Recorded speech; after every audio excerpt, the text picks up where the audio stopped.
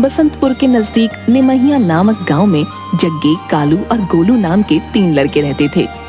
शहर की भागदौड़ से कोसों दूर घनघोर जंगल को पार करते हुए गांव तक पहुंचने की पगडंडी जाती थी। जग्गी गांव में एक कुम्हार का बेटा था, जबकि गोलू के पैदा होने के 3 साल बाद उसके माता पिता बकरी चराते वक्त जानवर के हमले से गुजर गए थे। तब अनाथ हो चुके 3 साल के गोलू को कालू के घर वालों ने पाला था, जो कि गांव के ही जमींदार का बेटा था। बड़ा होने पर गोलू बकरियों को संभालने लगा और अपने माता पिता के बनाए झोपड़े में वापस रहने लगा। अंधेरा होने से पहले ही खाना बनाकर रख लेता हूँ, वरना दिक्कत हो जाएगी। बचपन से ही जग्गी अपने पिता के साथ मिट्टी के बर्तन बनाने में उनका सहयोग करता आया था। साथ ही उसने अपने पिता से बर्तन बनाना भी सीख लिया था। पिताजी, देखिए तो जरा, ये सही बनी है ना? हाँ बेटा, इसमें पूछने वाली कौन सी बात है? तू तो बहुत खूबसूरत बर्तन बनाता है। जग्गी, तेरे हाथ से बने हुए मिट्टी के बर्तन लोहे की तरह इतने सख्त बनते हैं कि कितनी भी ऊंचाई से गिर जाएं, पर टूटते नहीं हैं। हाँ, ये तो तुझे वरदान है भैया, वरदान। हाँ। जग्गी के हाथ में ऐसा क्या जादू था, ये तो जग्गी भी नहीं जानता था, पर उसके इस जादू से वो अच्छे खासे बर्तन का व्यापार कर लेता था। अरे जग्गी बेटा, पता है कल मेरे मुन्ना ने गुस्से में मटकी को जमीन पर फेंक दिया। मुझे तो लगा मटकी टूट गई होगी, मगर मटकी तो एकदम सही सलामत थी भाई। फिर याद आया ये मटकी तो तूने बनाई है। अरे भाई, इतनी जल्दी कैसे टूटेगी है? धन्यवाद चाचा जी। वैसे कुछ और चाहिए होगा तो बताइएगा। हाँ हाँ, जरूर जरूर भैया, जरूर बताएंगे। बहुत बढ़िया, बहुत बढ़िया, वाह वाह वाह। गांव में बेहद शांति रहती थी। गोलू अपने माता पिता की ही तरह जंगलों में अपनी बकरियों को चराने लेकर जाता था। चल चल चल, इधर चल। उधर कहाँ जा रही है? गोलू जानवर की दहाड़ को कोसों दूर से सुनकर महसूस कर सकता था। बकरियां चराते हुए गोलू को बहुत दूर से बाघ के दौड़ने की आवाज आ जाती। अरे, ये बाघ तो दौड़ता हुआ हमारी तरफ ही आ रहा है। जल्दी बकरियों को लेकर यहाँ से भागना होगा। तुरंत गोलू अपनी बकरियों को लेकर घर वापस आता। इस तरह गोलू ने अपनी बकरियों को उस बाघ के हमले से बचा लिया। बाप रे, आज तो बाल बाल बच गया। कालू गांव के जमींदार का बेटा था, इसलिए गांव में उसे हर कोई पहचानता था और उसकी किसी भी शरारत पर उसे माफ कर दिया जाता था। भाई, तू फिर आम तोड़ने आ गया? कोई देख लेगा तो बहुत सुनाएगा। आ रहा हूँ, अभी आ रहा हूँ, थोड़े आम तो तोड़ लूं। बचपन से ही कालू के पैरों में एक ऐसी पकड़ बनी हुई थी जिसकी बदौलत वह मिनटों में ऊंचे से ऊंचे पेड़ पर चढ़कर फल तोड़ लाता था। भाई जल्दी नीचे आ, कोई आ रहा है। कालू फटाक से पेड़ के नीचे उतरता है और दोनों वहां से भाग जाते हैं। निमहिया गांव घनघोर जंगल के करीब था, इस वजह से खतरनाक जंगली जानवर अक्सर गांव तक आ जाया करते थे, लेकिन काफी हफ्तों से कोई भी जंगली जानवरों के दिखाई देने की खबर नहीं सुनाई दे रही थी। इन बकरियों को घुमा कर लाता हूँ, वरना आप चैन से बैठने भी नहीं देंगी। चल अब चुप हो जा, लेकर चल रहा हूँ। बकरियां चराते हुए गोलू को एक मरे हुए हाथी का शव जंगल में नजर आया, जिस पर काफी बड़े और धारदार पंजे के निशान थे। अरे, इतनी बेरहमी से किसने इस हाथी को मारा है? इसके शरीर पर जैसे निशान है, उससे तो यही लग रहा है कि जैसे ये किसी जानवर के पंजे के निशान नहीं, जरूर कोई और बात है। गोलू ने आवाज महसूस करने की कोशिश की तो उसे दूर पहाड़ों के पास से रहस्यमयी आवाज सुनाई दी। गोलू को होने वाली किसी अनहोनी का एहसास हो गया था। वो दौड़कर वापस गांव की तरफ भागा और सीधा कालू के पास आया। भाई, गजब की कयामत देखकर आ रहा हूँ। मरे हुए हाथी पर बड़े से पंजे के निशान है, जो किसी जानवर के भी नहीं लग रहे। ऐसा लग रहा है जैसे कोई पहाड़ जैसा इंसान उस हाथी की अंतड़ियां नोच दिया है। क्या तुझे ये सब कैसे मालूम कि वो निशान किसी जंगली जानवर के नहीं है, बल्कि इंसान के हैं? भाई, मैंने अपने कानों से उस आवाज को सुनकर महसूस किया है। कालू जानता था कि गोलू की सुनने की शक्ति कभी धोखा नहीं खा सकती। अच्छा ऐसा है, फिर चलो चलकर देखते हैं। अभी इस वक्त ही, थोड़ी देर में सूरज डूब जाएगा। कुछ नहीं होगा, चलो चलते हैं, देखकर आते हैं। डरने से कुछ नहीं होने वाला। जंगल घना था, इस वजह से दूर तक देख पाना संभव नहीं था, पर नदी के पास ही एक ऊंचा शीशम का पेड़ था जो पहाड़ के उस चोटी से लगा हुआ था। जिसके ठीक दूसरी तरफ के पहाड़ों से वो रहस्यमयी आवाजें आ रही थीं। इस पर चढ़कर देखेंगे तो समझ में आ जाएगा कि दूसरी तरफ वाली पहाड़ी पर क्या चल रहा है। देखूंगा कहिए कालू भाई, आप ही हो हनुमान। हमने पेड़ों पर चढ़कर आम नहीं तोड़े हैं कभी। ठीक है, मैं देख कर आता हूँ। कालू तुरंत ही पूरी फुर्ती से शीशम से होते हुए पहाड़ की चोटी पर चढ़ गया। चोटी पर चढ़ते ही कालू की आंखें खुलकर भौचक्की की रह गईं।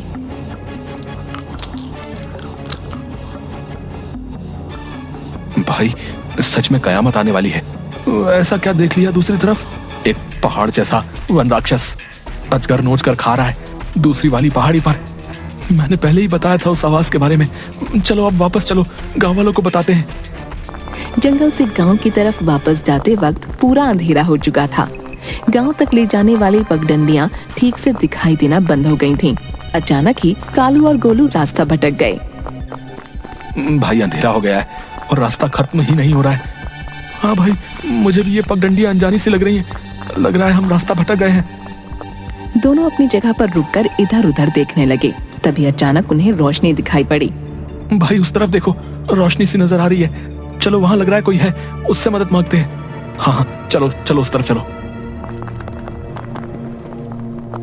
रोशनी दोनों को जंगल में एक झोपड़ी तक ले गई, जहां उन्हें एक वृद्ध फकीर नजर आए। आओ बच्चों, मैंने ही तुम्हारा रास्ता बदला है यहाँ तक लाने के लिए। कालू और गोलू उस बूढ़े फकीर को देख हैरान रह गए। घबराओ मत बच्चों, सब नियति का लिखा हुआ है। मेरा यहाँ आना और तुम दोनों को यहाँ बुलाना। बस मुझे इतना बताओ कि तुमने पहाड़ी पर क्या देखा। कालू और गोलू ये समझ चुके थे कि इस फकीर बाबा से उस वन राक्षस का जरूर कोई संबंध है। कालू और गोलू ने पूरी कहानी उस फकीर को बताई। मुझे सब मालूम है बच्चों, वो मेरी ही शक्तियों से बनाई हुई औलाद है और जल्दी ही उसे खत्म नहीं किया गया तो वो इस जंगल के जानवरों के साथ साथ आसपास के सारे गांव और शहरों का सर्वनाश कर देगा। तो इसमें आपने हमें क्यों बुलाया है बाबा, और हम क्या कर सकते हैं इसके लिए? तुम दोनों नहीं, तुम तीनों ही इस वन राक्षस को खत्म कर सकते हो। लेकिन बाबा हम तो दो हैं, ये तीसरा कौन है बाबा? तीसरा तुम्हें तुम्हारे निमहिया गांव में ही मिल जाएगा। जाओ जाकर खोज करो उसकी। उस वन राक्षस को खत्म करने का उपाय क्या है?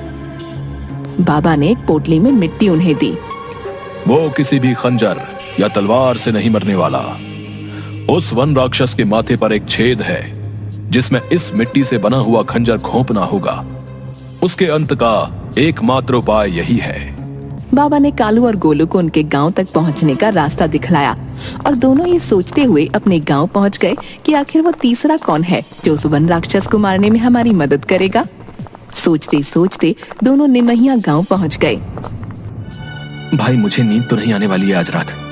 हाँ भाई, चलो मंदिर पर बैठकर इस मसले का कुछ हल निकालने की कोशिश करते हैं। रात काफी हो चुकी थी। मंदिर के पुजारी को मंदिर के पास किसी के होने की भनक लगी और नजदीक जाकर देखा तो गोलू और कालू उन्हें बैठे हुए मिले। बच्चों, यहाँ क्या कर रहे हो? गोलू ने पुजारी के आगे पहाड़ी से लेकर फकीर की बात बताई। साथ ही उस फकीर बाबा द्वारा दी गई मिट्टी को भी पुजारी के सामने रख दिया। गांव के कुम्हार का बेटा जग्गी बड़े ही मजबूत बर्तन बनाता है। उसके बनाए हुए मटके ऊंचाई से गिरने पर भी नहीं टूटते। भगवान जाने कौन सी शक्ति है उसके हाथों में, जो मिट्टी भी लोहे की तरह सख्त बना देता है। आप कहना क्या चाहते हैं पुजारी जी? जाओ उस कुम्हार के बेटे जग्गी से इस मिट्टी का एक धारदार चाकू बनवा लो, जिसकी नोक इतनी तेज हो कि पहले ही वार में वो वन राक्षस अचेत हो जाए। उस तक तो मैं पहाड़ी चढ़कर पहुंच जाऊंगा, पर अगर वो मुझ पर हमला कर देगा तो मैं खुद मारा जाऊंगा। अगर वो हाथी जैसे जानवर को मारकर खत्म कर रहा है, मतलब वो दिन में जागता है, इसलिए हम उम्मीद कर सकते हैं कि वो रात में अपनी थकान मिटाने को सोता जरूर होगा। आधी रात में उस वन राक्षस को मारने की कोशिश की जा सकती है। कालू और गोलू को जंगल के फकीर बाबा की बतलाए उस तीसरे इंसान का भी पता चल चुका था। दोनों ने रात में ही जग्गी के पास पहुंचकर उसे पूरी बात बताई और उसे फकीर बाबा के दिए हुए मिट्टी का हथियार बनाने को राजी किया। भाई बना लूंगा मैं हथियार, पर इसे सूखने में कल दोपहर हो जाएगी। ठीक है, कोई बात नहीं। वैसे भी हम दोनों कल रात में जाएंगे। दोनों नहीं, तीनों। मैं आप दोनों के साथ चलूंगा। ये गांव मेरा भी है। दोनों ने 2 से भले 3 मानकर जग्गी को भी अपनी इस मुहिम में साथ ले लिया।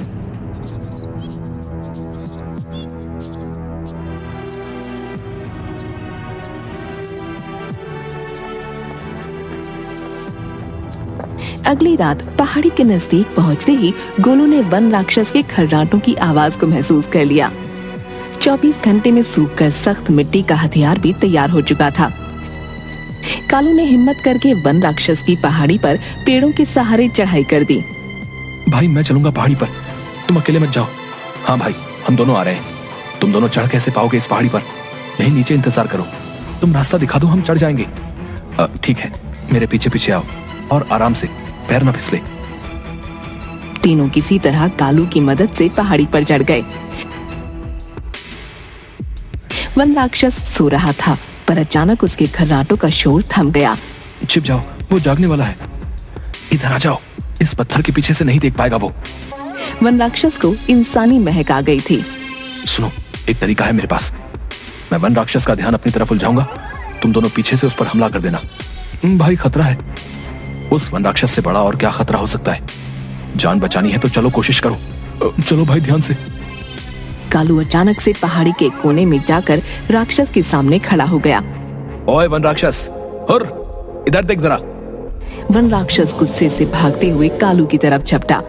जैसे ही वन राक्षस कालू के नजदीक जाकर उस पर झपटा, कालू पहाड़ी के कोने में लटकी पेड़ों की बेल के सहारे कूदकर दूसरे पेड़ पर चला गया।